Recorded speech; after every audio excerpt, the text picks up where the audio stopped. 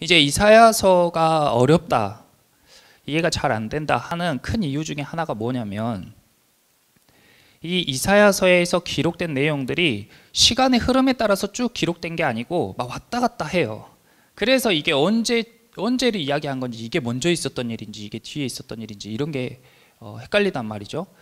지금 여기도 1장에서 5장 이야기와 6장에서 이제 이사야가 하나님을 만나는 장면이 나오는데, 그 전에 이미 하나님의 명령으로 막 이렇게 행동한 것들이 있었잖아요. 그러니까 아니 이미 전에 하나님을 만나는데 지금 처음 만난 것처럼 이러니까 읽을 때 좀 이렇게 혼돈이 오는 것이죠. 그런데 이렇게 이해하시면 될 것 같아요. 1장부터 5장은 전체 책의 내용을 짧게 요약하는 그런 전체 줄거리 또는 예고편 같이 전체적인 이야기를 한번 쭉 한 것이고, 이제 6장부터 시작해서 자세하게 전체 이야기들을 이제 세세하게 풀어나간다. 그러니까 우리가 1장부터 5장을 읽었으면 이사야에서 하는 이야기가 이스라엘과 하나님이 언약을 맺어서 하나님께서 그 언약을 잘 지키면 이 나라를 이렇게 축복하겠다고 하셨는데, 그들이 언약을 파괴하고 하나님의 명령대로 살지 않았기 때문에 하나님께서 그들을 회복시키는 방법으로 심판을 선택하셨다. 그들이 심판을 어쩔 수 없이 자초했다 해서 그 땅이 마치 황폐한 과수원과 같이 되었는데, 그 잿더미 같은 과수원에 한 싹이 피어올라서 이 싹이 앞으로 새로운 더 건강하고 더 좋은 열매 맺는 과수원으로 자라게 될 것이다. 이런 전체적인 내용을 우리가 알고 이제 이사야서를 볼 수 있게 되는 것이죠. 자, 6장을 보면 우시야 왕이 죽던 해라고 되어 있어요. 그러니까 이게 역사적인 사실이다. 이사야가 이야기하는 그런 뭐 상상하거나 아니면 자기의 생각을 그냥 임의로 적은 것이 아니라 역사적 사실을 기록한 것이다. 우시야 왕이 죽던 해에 내가 본즉 주께서 높이 들린 보좌에 앉으셨는데, 이사야가 본 것이었어요. 우리 1장 1절에도 나왔었는데 이사야가 이걸 보았단 말이에요. 뭘 봤냐면 주께서 높이 들린 보좌에 앉으신 것을 봐버렸어요. 하나님을 봤다 그거예요. 우리도 예배 중에 또 하나님께 기도하는 중에 이런 경험을 하게 될 줄 믿습니다. 이런 사모하는 마음을 가지고 여러분들이 예배의 자리나 또 찬양의 자리나 기도의 자리에 참여하였으면 좋겠어요. 우리에게도 일어날 수 있는 일이다. 이사야도 어느 날 주님이 보좌에 앉으신 것을 다 보게 되었어요. 그 한 장면을 상상을 해보세요. 그 주님을 딱 봤는데 무엇이 먼저 보였는가? 2절에 스랍들이 모시고 선 것이 보였어요. 그러니까 구약 성경에 우리가 언약궤나, 제가 그 그림을 보여드린 적도 있는데, 그 언약궤에 보면 그룹 천사들이 이렇게 날개를 이렇게 좌우로 딱 펼쳐서 가운데가 텅 비어 있는 걸 볼 수가 있잖아요. 그러니까 하나님 옆에 있는 그룹 천사들이 하나님을 딱 이렇게 보좌하고 있는데, 그 가운데가 하나님이 계신 자리인데 하나님의 형상을 나타낼 수 없기 때문에 그 자리를 비워놨단 말이에요. 그래서 그 자리를 하나님의 보좌라고 불러요. 그런데 우리가 이사야가 이것을 보지 못했다면 여기에 무엇이라고 기록되어 있냐면, 스랍들이 모시고 섰는데 그들의 날개가 몇 개예요? 6개. 날개가 6개예요. 여러분들 날개 6개인 천사 상상해 보신 적 있으세요? 보통은 날개가 2개인 천사를 상상을 하잖아요. 아마 이 언약궤에도 항상 날개가 2개인 천사들이 있었기 때문에 사람들이 다 천사하면 이미지가 날개 2개인 이미지를 생각을 했을 거예요. 그런데 이사야가 날개가 6개인 천사를 이야기했단 말이에요. 자기가 봤기 때문에 이렇게 묘사할 수 있다, 그렇게 생각이 됩니다. 그런데 이 날개가 6개다라고만 이야기한 게 아니라 구체적으로 날개의 쓰임에 대해서 이야기하는데, 2개의 날개로는 자기의 얼굴을 가렸고 또 2개의 날개로는 자기 발을 가렸어요. 그러니까 천사가 6개의 날개가 있는데 위에 있는 2개의 날개는 자기 얼굴을 가리고 밑에 있는 날개로는 자기 발을 가렸다. 그리고 나머지 2개로는 날고 있었겠죠. 이것이 어떤 의미인가? 왜 천사가 하나님 옆에 서 있는데, 하나님 모시고 섰는데 그 날개로 왜 얼굴을 가렸겠어요? 우리가 보통 손으로 탁 얼굴을 가리면 어떨 때 가려요? 내 얼굴을 가리고 싶을 때나 또는 뭐 갑자기 강한 빛이 탁 우리에게 비쳤을 때 탁 이렇게 가리게 되잖아요. 그런 원리로 천사들도 하나님을 보는데 일단은 하나님을 볼 낯이었기 때문에 얼굴을 확 가린 거예요. 부끄러움, 수치스러움. 또 한 가지는 하나님이 빛이시잖아요. 그러니까 빛 대신 하나님을 딱 정면에서 보자 하니 우리가 태양을 정면으로 보면 눈이 멀어버리는 것처럼 그 하나님의 강력한 빛 때문에 날개로 딱 얼굴을 가리는 것이죠. 두 번째로 발을 가린다. 저는 어렸을 때 친구들 집 가면 절대 양말을 못 벗었어요. 왜냐하면 부끄러워서. 그게 부끄럽다 생각했거든요. 근데 친구들을 보니까 아무 데서나 양말을 잘 벗고 잘 돌아다니더라고요. 그래서 나중에 이제 지금은 그것이 조금 덜하긴 하는데 지금도 사실 발을 다른 사람한테 보이는 것이 좀 부끄러워요. 근데 우리가 그런 이야기 혹시 들어보셨는지 모르겠어요. 이 발을 보이면 꼭 그 몸을 다 보인 것 같다. 이런 말 들어보신 적 있으세요? 그래서 우리가 보통 발을 가리는데 이 발을 가리는 것은 마찬가지로 우리의 부끄러운 부분, 수치를 가린다. 그리고 또는 우리가 우리 몸에서 중요한 부분들을 나타낼 때에 그것의 대명사로 발을 사용하기도 해요. 성경에서 실제로. 그러니까 사울 왕이 다윗을 쫓다가 이 다윗을 한참 쫓다가 볼일을 보려고 갔을 때에 이 주변의 부하들이 다 보고 있잖아요. 그래서 자기 볼일을 보는 것을 가리우는데 그때 발을 가렸다라고 이야기하기도 합니다. 그러니까 이 천사들은 자기 발을 가리었다는 것은 자기의 부끄러운 부분, 자기 수치스러운 부분을 가렸다. 그러니까 이것은 무슨 말이냐면 하나님 앞에 딱 가면은 우리의 부끄러움이 드러난다는 거예요. 마찬가지로 예배 때나 기도회 때 또 하나님을 경험할 때 삶에서도 마찬가지죠. 하나님을 딱 만났을 때의 첫 번째 반응이 뭐냐면 나를 딱 가리게 돼요. 그러니까 아담과 하와가 하나님을 만났을 때 아담아 네가 어디 있느냐 했을 때 아담이 숨었잖아요. 하나님 앞에 서면은 보이는 그런 반응입니다. 실제로 예배 때에 하나님의 임재를 강하게 경험하는 사람들에게 나타나는 반응이 무엇이냐면 바닥에 납작 엎드리거나 여기 의자 밑으로 쏙 들어가는 그런 행동을 하기도 해요. 하나님을 만나면 그런 경험을 하게 되는 것이죠. 그리고 3절에 그 천사들이 무엇이라고 하냐면 거룩하다 거룩하다 거룩하다. 지금 하나님을 딱 만났을 때의 반응들이에요. 먼저는 딱 자기를 가리고 입으로는 자기도 모르게 반사적으로 거룩하다. 하나님 거룩하다. 자연 반사적으로 거룩하다라는 말이 딱 나오는 것이죠. 그런데 이때 이 모습을 보고 있던 이사야의 반응은 무엇이었는가? 이사야가 지금 딱 보고 있어요. 하나님이 보좌에 앉으신 것과 그 주변의 스랍 천사들이 하나님 모시고 섰는 것을 이렇게 보는데 그 천사들이 그렇게 행동했어요. 그런데 이사야는 그것을 딱 봤을 때의 반응이 무엇이었는가? 5절 보시면 이사야가 이렇게 말했어요.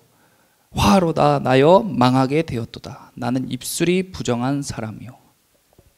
여러분들도 하나님을 딱 대면하면 여러분들의 첫 반응이 있을 거예요. 그런 것들을 이렇게 잘 기억해 두면 좋을 것 같아요. 우리 지금 여러분 말로 하면 와 망했다 이거예요. 망했다. 왜 망했냐? 내가 입술이 너무 부정하다는 거예요. 내 입술이 부정해. 그러니까 하나님 앞에 섰을 때 내가 죄인인 것이 딱 드러나는 거죠. 그러면서 우리 삶 가운데에 가장 심각한 문제가 무슨 문제가 되냐면 죄의 문제가 되는 거예요.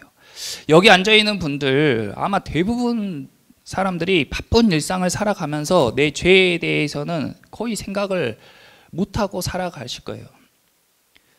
그보다 더 시급한 문제, 눈앞에 딱 닥친 문제들이 너무 많으니까. 그런데 우리가 예배하던 중에 또 기도하던 중에 하나님을 딱 만나잖아요. 그러면 내가 그동안 심각하게 생각하고 급하다고 생각했던 문제들은 싹 다 사라지고 제일 시급하고 제일 중요한 문제가 뭘로 딱 떠오르냐면 죄의 문제가 딱 떠오르는 거예요.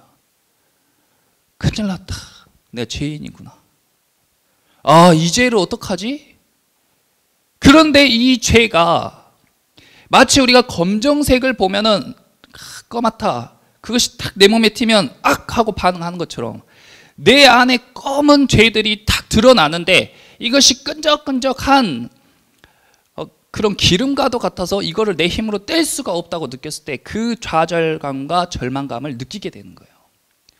아, 하나님 엄청 보고 싶었는데 봐서 너무 좋아요, 이런 반응보다는 하나님, 거룩하신 하나님 딱 대면했을 때 와, 난 정말 죄투성이구나, 이것이 느껴지고, 그럼 이 죄를 어떻게 할까, 이런 문제들에 직면하게 된다는 거예요.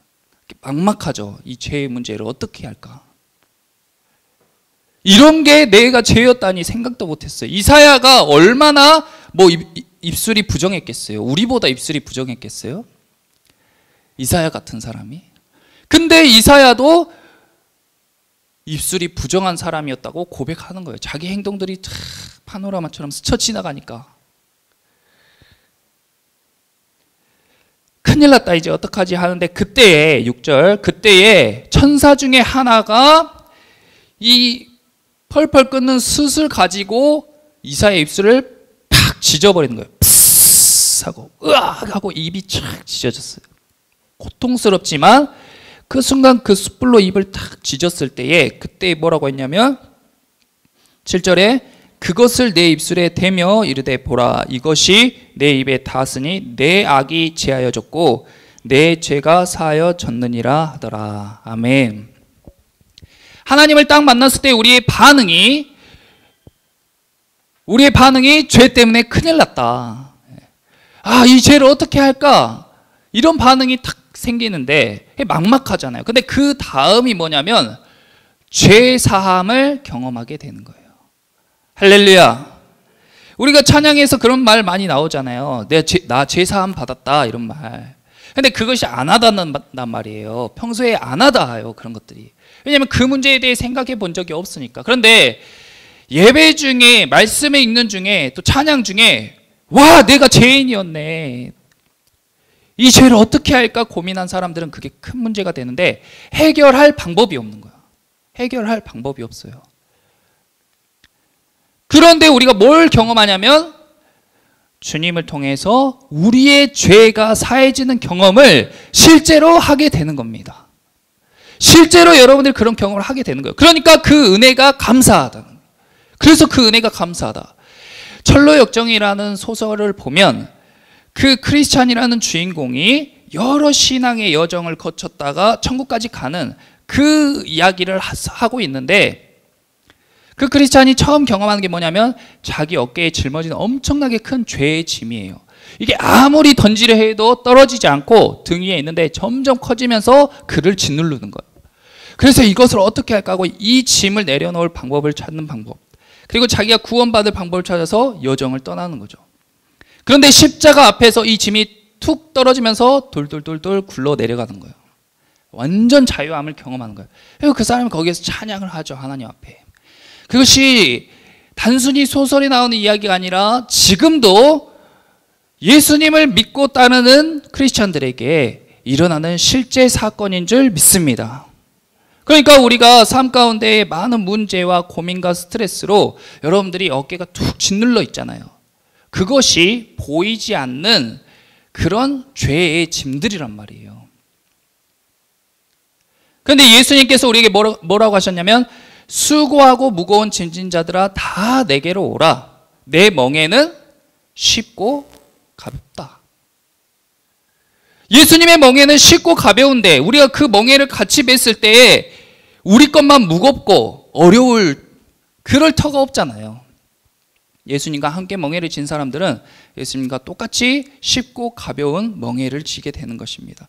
이사야가 자기 입술이 부정하다고 느꼈는데 천사가 그 입술을 성령의 불로 깨끗게 한 이후에 이제 악이 제하여졌고 내 죄가 사하여졌느니라 하고 죄사함을 경험했어요. 그러고 나니까 그 다음에 나타나는 이 지금 신앙의 여정을 그대로 보여주는 거예요. 우리가 이런 경험을 똑같이 하게 되는 겁니다. 주님을 보게 됐고 그때 딱 느끼는 점이 와, 내가 죄인이구나, 내 죄를 어떡하지? 그런데 불로 내 죄가 사해지는 경험을 하게 됐어요. 그리고 그 이후에 나타나는 반응이 뭐냐? 그 다음에 내가 또 주의 목소리를 들으니 주님의 음성이 들리게 되는 것입니다.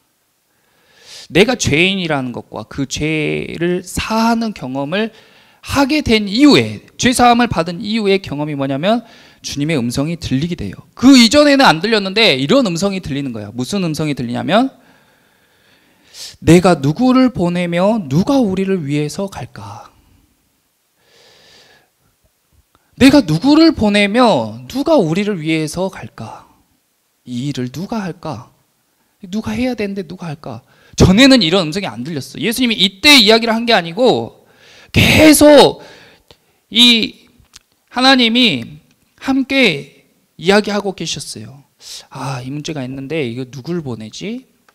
누가 갈까? 하고 있었어요. 그런데 내가 딱 죄사함을 받고 거룩함을 경험하게 되니까 주님의 음성이 들리는 거예요. 그래서 이때 이사야의 반응이 뭐냐면 손을 쫙 들고 그때에 내가 이르되 내가 여기 있나이다. 나를 보내소서. 아멘. 거기 밑줄 그어보세요. 내가 여기 있나이다. 나를 보내소서. 이게 아무나 하는 고백은 아니에요. 심지어 성경에 나오는 에스겔이나 에레미야 같은 위대한 선지자들도 하나님을 만났을 때 하나님께서 그들에게 가라라고 하셨을 때 저는 못 갑니다 이렇게 반응했어요. 대부분의 성경에 나오는 인물들도 그렇게 반응합니다. 주님, 저는 못 가요. 저는 준비가 안 됐어요. 근데 이사야는 누구를 보내지? 누가 갈까 했는데 그것을 듣고 주님, 제가 가겠습니다 하고 손 들고 나서서 그 사역의 자리로 먼저 자발적으로 참여한 것입니다. 여러분들도 이렇게 자발적으로 주님의 일을 위하여서 나아설 수 있는 그런 사람들이 되기를 축복합니다. 이사야 같은 영성을 가진 사람이 이 자리 가운데 있는 줄 믿습니다. 그런데 이 이사야가 맡은 사역이 뭐였냐? 9절에 보시면 하나님께서 그래 이사야야 너가 갈래? 그러면 너 이런 사역을 해라 하고 말씀하셨는데 그 사역이 뭐냐면 이 백성에게 이르기를 너희가 듣기는 들어도 깨닫지 못할 것이요 보기는 보아도 알지 못하리라 하여 10절에 이 백성의 마음을 둔하게 하며, 이게 이사야가 할 일이에요. 이 백성의 마음을 둔하게 하며 또 그 다음 뭐예요? 그들의 귀가 막히고 그들의 눈이 감기게 하라. 이게 이사야가 맡은 사역이에요. 만약에 제가 이사야와 같았다면 이런 거죠. 주님이 이거 누굴 보내지? 그런데 주님 제가 갈게요 했어요. 그리고 때가 딱 이제 사역의 자리에 사역자로 딱 섰는데 야 영민아 너 이제 전도사가 됐으니까 너 뭐 하냐면 자 예배 가운데 모이는 학생들의 마음을 둔하게 하고 귀가 막히게 하고 눈이 감기게 해라. 이게 내가 너에게 맡긴 사역이다. 이런 거예요. 황당하죠. 이사야가 황당하죠. 도대체 왜 그렇게 하실까? 그 이유가 이거예요. 염려하건대 그들이 눈으로 보고 귀로 듣고 마음으로 깨닫고 다시 돌아와 고침을 받을까 하노라 하시기로. 이사야가 주님 언제까지 그렇게 해야 됩니까? 아니 이런 사역을 일주일만 하면 될까요? 아니면 한 달만 하면 될까요? 주님이 아니 이 땅이 완전히 황폐해질 때까지, 이 땅이 완전히 황폐해질 때까지 너는 그 사역을 해라 한 거예요. 그러니까 이사야가 하는 이 사역의 인기가 있었겠어요? 없었겠어요? 없었겠죠. 사람들이 싫어했겠죠. 인정하지 않았겠죠. 그래서 제가 오늘 이 6장 말씀을 통해서 여러분들에게 꼭 강조하고 싶은 건 한 가지가 무엇이냐. 여러분들 중학생이든 고등학생이든 여러분들이 지금 이 시대 가운데에 나는 어디로 가야 될까? 난 지금 잘하고 있는 건가? 흔들리잖아요. 방황하잖아요. 그런데 보세요. 주님을 만나면 내가 가야 할 길이 분명하게 보이게 되는 것입니다. 근데 그것이 고속도로처럼 쭉 보이는 게 아니라 딱 내가 걸을 한 걸음 앞이, 한 치 앞이 보여요. 한 걸음 딱 내디디면 또 한 치 앞이 보이는 거예요. 그러니까 이 길이 맞나 하는 생각이 중간에 들 수도 있지만 믿음으로 신뢰하고 걸으면 이 길이 맞겠지, 주님을 따라가는 길이니까 맞겠지 하고 걸어가게 되는 거예요. 담대하게. 그러다가 한참을 걷다가 뒤를 딱 바라보면 우리가 고든 길로 가고 있었음을 알 수 있게 되는 것입니다. 자, 이 10절에서 자, 마음과 동그라미 쳐보세요. 10절에서 마음 그리고 귀, 눈 두 번씩 나와요. 이 단어들이. 잘 보세요. 이 관계를. 이것이 중요한 겁니다. 자, 먼저 하나님께서는 이 백성의 무엇을 먼저 만지셨어요? 제일 먼저 뭘 만지셨어요? 마음을 만지셨어요. 그 다음에 귀, 그 다음이 눈이에요. 그런데 염려하건대 뒤에 이 사람들은 무엇으로 먼저 반응을 해요? 눈, 그 다음이 귀, 그 다음이 마음. 이 차이를 잘 보세요. 자, 하나님은 우리의 겉모양을 먼저 보십니까? 아니면 우리의 말을 먼저 들으십니까? 아니면 우리의 중심을 보시는 분이세요? 중심을 보는 분이시죠. 마음을 본다 그 말이에요. 그런데 사람은 그 사람의 마음을 먼저 봅니까? 그 사람의 말을 듣습니까? 그 사람의 겉모양을 먼저 보게 됩니까? 겉모양을 보고 판단하죠. 겉모양이 깨재재하고 빈티가 풀풀 나는 사람, 겉모양이 형편없는 사람의 말을 잘 듣습니까? 그 사람 마음이 어떤지, 그 사람 중심이 어떤지 그런 거 관심 가져요? 관심 없죠. 사람들은 눈에 전적으로 의지하는 사람들은. 그 다음에 듣는 거, 그 다음이 마음이에요. 근데 하나님은 마음을 먼저 보고 그 다음에 그 사람 말을 듣고 그 사람의 행동을 보는 겁니다. 그러니까 우리가 하나님을 믿는, 하나님을 닮고 싶어하는 사람들이라면 우리도 하나님과 같이 마음을 먼저 보고 그 다음에 귀로 듣고 그 다음에 눈으로 반응해야 될 줄 믿습니다. 사람의 눈이라는 것이 얼마나 신뢰하기 어려운 것인가. 근데 사람은 이 감각 중에 눈을 한 80% 의지해요. 그러니까 눈으로 보는 것을 거의 믿게 되죠. 그래서 하나님에 대해서 안 믿는 사람들은 이런 말을 종종 합니다. 하나님이 살아계시다면 나한테 보여줘봐. 나한테 보여줘봐. 눈으로 보겠다는 거예요. 근데 눈으로 보려고 하는 사람은 절대 볼 수가 없다. 제가 몇 개의 PPT를 준비했는데 봐보세요. 우리의 눈이 얼마나 신뢰할 만한 것이 못 되는가. 자, 기둥 막대기가 두 개 있습니다. 오른쪽과 왼쪽 막대기 중에 더 두꺼운 막대기는 어떤 거예요? 네? 더 두꺼운 거. 오른쪽? 왼쪽? 왼쪽 게 조금 더 두껍지 않아요? 네. 좀 더 긴 건 오른쪽이 약간 더 길잖아요. 근데 이거를 딱 대보면 눈치채셨겠지만 똑같은 막대기다. 근데 옆으로 눕혀놓으면 약간 더 두껍게 보이고 세워놓으면 약간 더 길게 보여요. 자, 이건 더 심하죠. 차이가. 어느 게 짧고 어느 게 길어요? 위에 있는 게 짧고 아래에 있는 게 길잖아요. 그런데 이것을 딱 대보면 똑같다.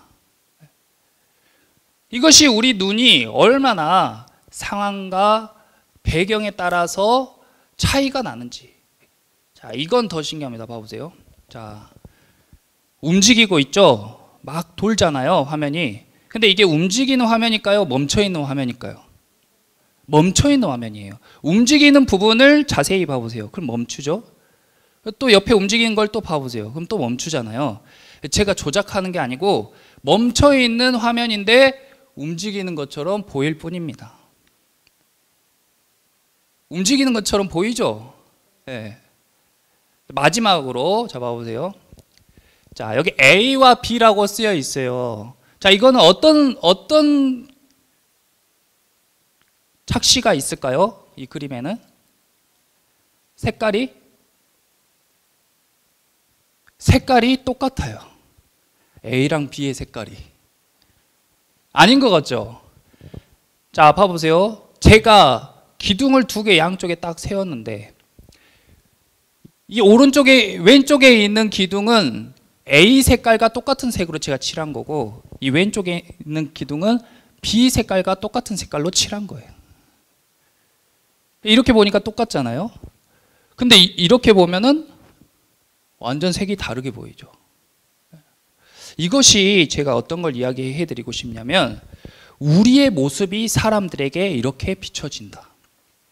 근데 하나님은 하나님은 이것이 길이가 길거나 두껍게 보시지 않고, 또 하나님은 이것이 움직이게 보지 않으시고 A와 B를 똑같게 볼 수 있는 그런 눈을 가지고 계시지만, 사람들은 그 주변의 상황과 현상에 따라서 달리 볼 수 있다는 거예요. 여러분을 평가하는 여러분들의 주변의 사람들은 여러분들을 바로 볼 수 있는 그런 감각이 없다. 한 사람을 알려면 그 사람의 전 생애와 그 사람의 생각과 그 사람의 마음까지 다 알아야 그 사람을 온전하게 평가할 수 있을 텐데, 그것은 부모님이라고 해도 불가능한 일이에요. 그러므로 여러분들을 온전하게 평가해 줄 사람은 단 한 명도 없는 것입니다. 그래서 여러분들 주위에 있는 사람이 여러분들에게 틀렸다, 잘못됐다, 잘못 가고 있다 하더라도 여러분들 흔들리지 마시고 하나님의 말씀을 의지하시기 바랍니다. 하나님만이 여러분들의 중심을 보시고 여러분들을 온전히 평가하실 수 있는 분이에요. 이사야는 대단한 선지자잖아요. 구약에서 가장 손꼽히는, 또 가장 많은 분량의 책을 쓴, 우리가 보기에 너무 훌륭한 선지자인데 이 당시에 이사야는 인기가 없는 선지자였다. 인기가 없는 선지자였어요. 사람들에게 인정받지 못한 사람이었어요. 실패한 인생 같았어요. 하지만 후대 사람들이 보기에는 누구보다 훌륭한 사람이었고, 하나님이 보시기에는 가장 훌륭한 하나님의 사람이었는 줄 믿습니다. 제가 또 한 이야기를 해드릴게요. 자, 한 교회에서 담임 목사님을 청빙하려고 했어요. 그래서 여러 전국에, 자, 우리 교회에서 이제 새로운 목사님을 초빙합니다, 원하시는 분은 지원해 주세요 하니까 그 교회로 한 편지가 도착했는데 이런 편지였습니다. 담임 목사를 청빙하신다고 들었습니다. 제가 그 자리에 지원하고 싶습니다. 저는 여러 방면의 실력을 갖추고 있습니다. 저는 열정적인 설교자요, 글도 제법 잘 씁니다. 어떤 사람들은 제가 좋은 조직력을 가지고 있다고도 합니다. 저는 나이는 50이 넘었습니다. 저는 한 곳에서 3년 이상 사역한 적이 없습니다. 어떤 사역지에서는 저의 사역이 무리를 일으켜 급히 떠나야만 하기도 했습니다. 저는 서너 번 정도 감옥에 간 적도 있습니다. 제가 무엇을 잘못해서는 아니었습니다. 저의 건강은 별로 좋지 않습니다. 제가 사역한 교회들은 대체로 큰 도시에 있던 아주 작은 교회들이었습니다. 제가 가는 곳마다 그 지역의 종교인들과 좋은 관계는 갖지 못했습니다. 솔직히 말하자면 그들은 저를 협박하기도 했고 심지어 때리기까지 했습니다. 저는 기록을 잘 남기지 못합니다. 저는 제가 세례를 준 사람들도 기억하지 못합니다. 그러나 만약에 저에게 기회를 주시면 최선을 다하겠습니다.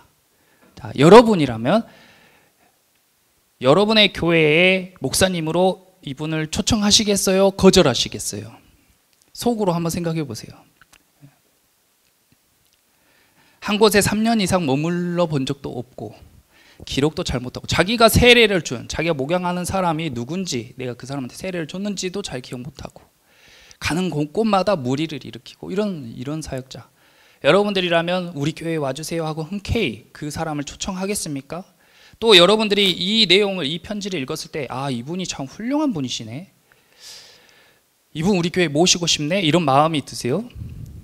아마도 대부분 잘 안 되실 것 같아요, 그런 사람이. 근데 이 편지를 보낸 사람의 이름이 누구냐? 이 편지를 보낸 사람 이름이 사도 바울이에요.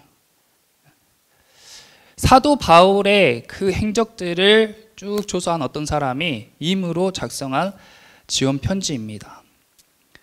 우리가 다 알고 있는 위대한 성경의 인물인 사도 바울이 그 당시의 사람들 눈에 비쳤을 때에 이렇게 비칠 수 있다. 사람들이 보기에는 성공한 목회자도 아니요, 훌륭한 목사님도 아닐 수도 있고, 그 당시에 사람들이 인정을 하지 않았을 수도 있어요. 하지만 우리가 느끼기에는 사도 바울만한 위대한 믿음의 선배가 없죠. 믿음의 사람이 없잖아요.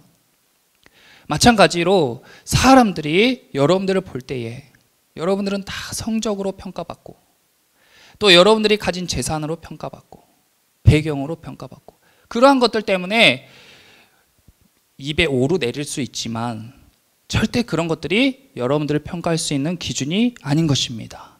그러니까 용기를 가지고 여러분들이 하고 있는 일 가운데, 그렇지만 여러분들이 하고자 하는 일을 서두르거나 게으르지 말고 하나님께서 주신 그런 감동을 따라서 온전하게 성실하게 했을 때에 이사야와 같이 또 사도 바울같이 하나님께 인정받는 인생이 될 줄 믿습니다.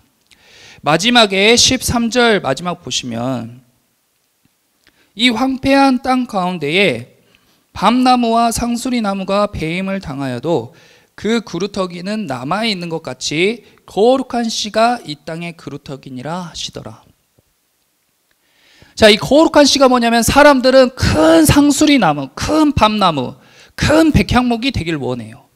큰 거목이 되길 원한단 말이에요. 근데 그날이 되면, 여호와의 날이 되면 그 나무들이 다 어떻게 되면 싹 배임당하고 다 태워진단 말이에요.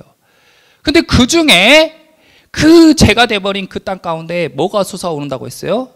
여호와의 싹이 피어오른다. 근데 그 여호와의 싹이 어디서 피어오르냐면 오늘 13절에 나와 있는 거룩한 씨가 심겨진 이후에 거기에서 여호와의 싹이 피어날 줄 믿습니다.